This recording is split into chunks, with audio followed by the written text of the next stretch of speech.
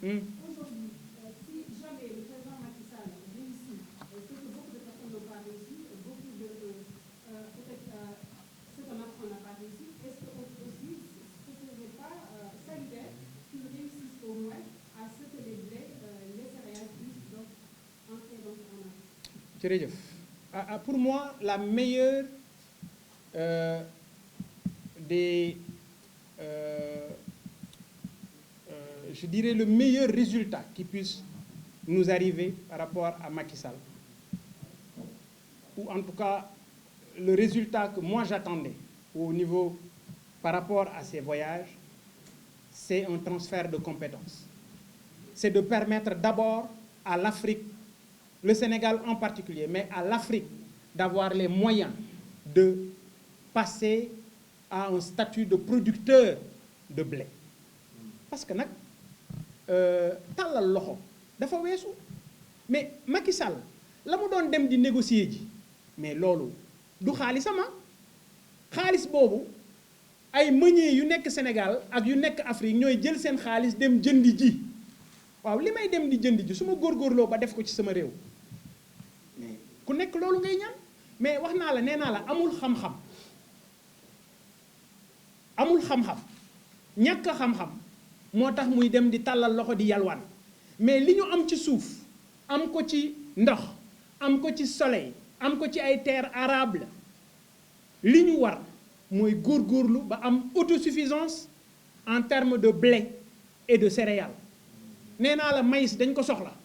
alors que ñun mënuñu sax produire maïs boo xam ne dañu koy defaree cox defaree ko aliment de bétail. maïs bi gën a néew dañuy dem di ko wuti à l'étranger. Aujourd'hui il urge de trouver des solutions, surtout en matière de changement de comportement alimentaire. Qu'est-ce qu'il faut? Pourquoi ne pas utiliser le mil? Nous avons l'ITA à côté avec des ingénieurs, des chercheurs. Ce qui est clair, c'est qu'il y a des possibilités qui peuvent être trouvées pour permettre au Sénégal de remplacer ce blé-là. Et j'en suis sûr que nos chercheurs sont capables d'arriver à ce résultat-là. Parce que moi, je vois aujourd'hui des boulangeries qui utilisent de la farine de mil pour faire du pain. Donc, il y a beaucoup de spécialités qu'il faut utiliser. Le riz, par exemple. Je donne l'exemple du riz.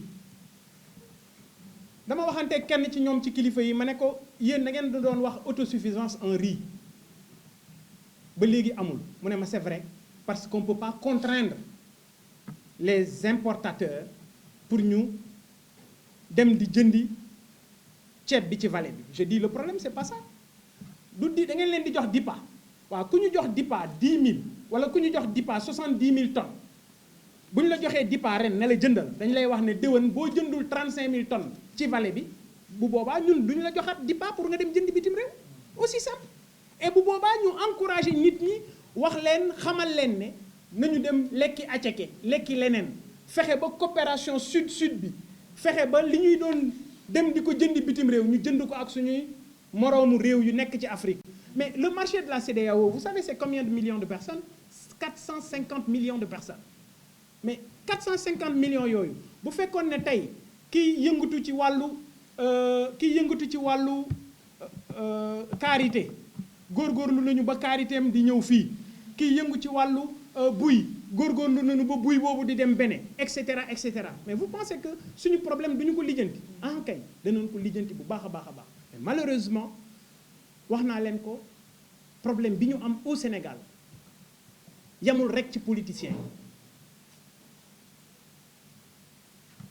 Abdou Diouf mënta bon, Ablaye Wade bon, Senghor bon mënul nekk. Problème bi ñu am ñun Sénégal mooy suñu ay hauts fonctionnaires. Tey yow boo doon jënd ay yére bitim réew duñu góorgóorlu mukk pour que yow yére yooyu nga defar ko ci réew mi. Xam nga lu ñuy xalaat dañuy jàpp ne boo ko defaree ci réew mi doo fay douane te boo fayul douane duñu mën a maccaat parce que fa la ñuy maccaate. Alors à ce rythme naka la réew mi di développer, à ce rythme naka la Sénégal di avancer. moo tax ma ne la autosuffisance en riz bi ma la doon wax sànq dama ne leen góorgóorlu leen. Mais non seulement il y a un problème de volonté politique parce que le problème ñoom la Macky Sall taxawul fii ne loyer bi mënu koo régler wax na ko wala waxu ko waaw xam nga lu tax mënu koo régler parce que ñoom ñooy bailleurs yi ñoom moom immeuble yi c'est aux fonctionnaires de l'État yi ngay gis ñoom moom R+10 yi ngay wër fii yaa ngi kër góor gi génnal compter ñaar ñett boo compter ñaareel bi fonctionnaire de l'État moo ko moom waaw fu mu ko jëlee ku amul salaire million foo jëlee loo tabaxee 2 milliards sa alal la ñuy ronk sa ñaq la ñuy rocc sa yaakaaru doom ëllëg la ñuy rocc espoir bi nekk ci jeunes yu bari ci Sénégal moom la ñu tas te dara waralu ko lu mooy ces fonctionnaires véreux corrompus au Sénégal moo tax la refonte de l'administration au Sénégal nous on en parle man awma problème boobu des fois su may conseiller di ma wax ni ma wuy bàyyil di attaquer administration ñoo yem ñoom ñëpp mburu foofu ko farine Macron France école nationale d'administration en France Macron daf ko tëj xam nga lu tax parce que pour moom la peste de la France c'est les hauts fonctionnaires de l'État ñooñu génne ci école boobu ñun Sénégal loolu la ñu am dañu am juróom ci ay fonctions yoo xam ne ñoom ñëpp benn école la ñuy génne benn école moo leen di former ñoo yore réew mi ñoo yor xaalis bi ñoo yor lépp ci seen loxo lay jaar lépp lu ñuy lijjanti pour am ñoom ñu ngi am fépp lépp lu bon ci réew mi rek ci ñoom lay nekk ci seen loxo lépp lu bon ci réew mi ci seen loxo ñoom la nekk te ñoom ñëpp ñoo yor ce qu'on appelle la haute administration ñoo fi ànd ak Senghor ñoo ànd ak Diouf ñoo ànd ak Ablaye Wade ñoo ànd ak Macky Sall keneen ku ñëw ku nanguwul faire la refonte de l'administration ñoom ñoo lay nërmeel et man Bougane je suis prêt à mettre de côté tous ces gens-là parce que motuñu 2000 ñoom ñooy lekk alalu réew mi ñooy sàcc alalu réew mi ñooy jël seen doom di leen yóbbu à l'étranger ñoom ñooy dawal oto 80 millions nekk fonctionnaire Sénégal ñoom ñooy maye 100 millions ñoom ñooy dajale maire yi mbootaay jox leen 10 millions alors que yow amuloo salaire u 1 million fu ñu ko jëlee soppi nit ñi ay yalwaankat fexe ba baykat yi képp ku mënoon a mënatoo la nga mënoon pourquoi parce que soppi nañ la def la tàllalkatu loxo réew yi ñu dendal yépp baykat yi ay milliardaires lañ ba mu des ñun ci suñu réew Mali gii moo ci gën a néew transporteurs yu Sénégal lan lañ leen defal dara lu ñu leen taxawoo dara waxuma la nag menuisier yeeg maçon yeeg ñoom seen nga xam ne lu baax ci réew mi ñoom ñoo ko def alors il urge de faire une purge au Sénégal et purge boobu il faut ñu commencer ko ci ces politiciens professionnels commencer ko ci ñi nga xam ne également ñoom ñooy ces fonctionnaires véreux de l'État du Sénégal ces corrompus qui sont aujourd'hui à la disposition de Macky Sall yaa ngi koy wax léegi di tudd DGE ku xamoon DGE élection yi moo tax nit ñi xam leen ndax seen ñàkk jom ndax seen liggéey bu bon ndax seen taxan féete wet pourquoi parce que Antoine Diome moom moo leen jiite Antoine Diome lu ko waay wax tooñ ko ku ko jiital ku ko fal lépp Macky Sall la parce que moom si boppam Antoine Diome bu defee lu mu warul def Macky Sall bu subaa mu dàq ko parce que moom Macky Sall li mu bëgg moom la nit ñi di def alors donc fi mu toll nii opposition bi nañu comprendre ne ki ñu jàkkaar lool bëggul suñu jàmm ñun opposition bi kon lenn dong la ñu mën a def mooy xañ ko jàmm moom ngir ñun ñu mën a am jàmm xañ ko jàmm nag mooy booloo doon benn waxuma àndandoo dem ci ay élections bu ñu jaawale il faut nit ñi ñu jox leen possibilité de choix pluralité loolu mooy démocratie mais sur des questions essentielles war nañu mën a nekk benn xeex ko tey jii Macky Sall li mu bëgg ci législative yi bu weesoo élection 2024 mooy xool ku ko neex ne kii mooy dem yow doo dem parce que nag ana ku yaakaaroon ne liste Yewwi danañ ko invalider man musuma gëm ne Macky Sall am na fit woowu nekkate ni mu ne miix loo foogut rek sañ na ko mais ah oui mais il va se rendre compte que sénégalais yi ñoo moom suñu réew mi ñun ñoo ko moom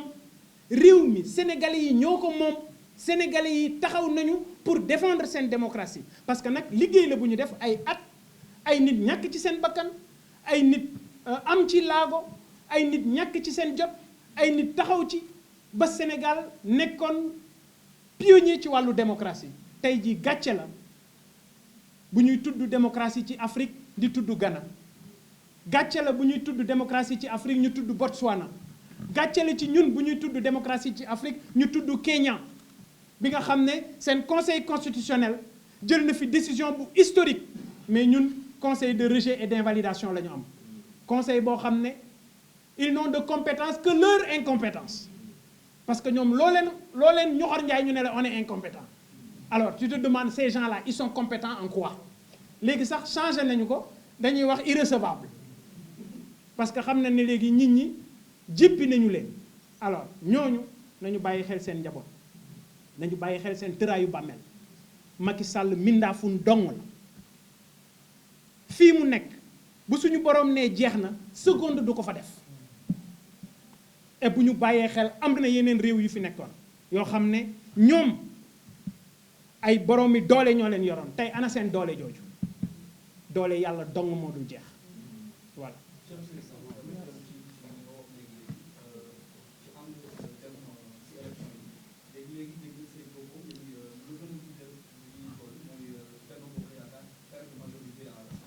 Tout à fait. Alors, actuellement, est-ce qu'on peut s'attendre à des consignes de vote par rapport à cette coalition émergente? Alors, pour le moment, on a organisé vendredi dernier, on a organisé une rencontre, benn conclave. ñu ngi ci discussion yi mais li ma la mën a wax pour l'instant mooy yéene bi ñu am mooy battre campagne pour mettre en exergue les forfaitures de la dynastie de Macky Sall et ses sbires ses ouailles ñi nga xam ne dara ñoru leen lu mooy nërmeel réew mi ñu fexe daal di leen administrer une défaite psychologique ba duñu xalaat troisième mandat xam ne sénégalais yi pare nañu ci ñoom maintenant au fur et à mesure des discussions képp koo xam ne jàpp nañu ne mën nañu laa dooleel écarté wuñu kenn ci waa opposition bi ku ñu mën a yokk doole parce que 222 000 voix ci loo xam ne ci local la yaakaar naa ne ndab loo ko dolli ah du ma ne dana mottali ñambaas de mais mun naa tëjub sër de voilà.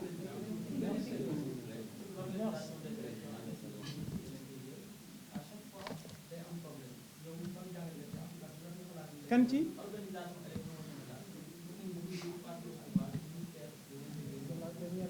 vous savez en 2011 c'est pourquoi souvent on va me taxer de nostalgique mais man dama bëgg lu rafet dama bëgg lu baax et Maître Abdoulaye Wade en 2011 il a accédé à une demande de toute l'opposition c'est-à-dire avoir une structure indépendante pour la gestion des élections et à l'époque c'était Cheikh Gueye le ministère chargé des élections on pouvait dire que moom moo organisé sa chute mais en 2000 le général Cissé moo organisé élection wu 2000 mais xam nga loolu mooy li may wax sànq ne la baadoola mënut loolu ñooñu ay gor lañu ay garmi lañu malheureusement ki ñu am leen ñun baadoola la parce que jàpp na ne bu jëlee keneen mu organiser élection yi moom da koy perte parce que ci loolu la nekk c'est-à-dire il est dans des calculs il est dans des nu koy waxeeti des micmacs des combines pour arriver à un résultat alors c'est important j'en parlais tout de suite pour une plateforme commune de lutte de toute l'opposition sénégalaise mais ce sera également l'occasion d'imposer à Macky Sall la mise sur pied d'une structure indépendante de gestion des élections. Oui, parce que la DGE, c'est un problème. La DGE, c'est des fonctionnaires de l'État. La preuve, les incongruités yi amoon ci liste Benno, est-ce que la DGE ñoo ko gis? Mais pourtant incongruité yi am ci yeneen liste yi ñoom ñoo ko gis. Mais incongruité yi am ci liste Benno waa DGE gisuñu ko, waa opposition bi ñoo dem vérification gis ko. Loolu rek c'est assez illustratif de notre administration. C'est une attitude partisane bi nga xam ne am nañu ko, et à sa tête, moi je ne dirais pas que c'est le ministre de l'Intérieur, non. C'est le président Macky Sall. Parce qu'aujourd'hui, le seul comptable de ce recul démocratique au Sénégal, c'est le président Macky Sall. Et aujourd'hui, par rapport à ce recul démocratique, on a l'impression que des partenaires internationaux qui injectent énormément d'argent dans le processus, la transparence électorale au Sénégal, à savoir l'Union européenne, l'USAID et la francophonie, ces institutions, elles sont restées muettes face aux dérives antidémocratiques du président Macky Sall. Merci beaucoup, Président. Allez-y.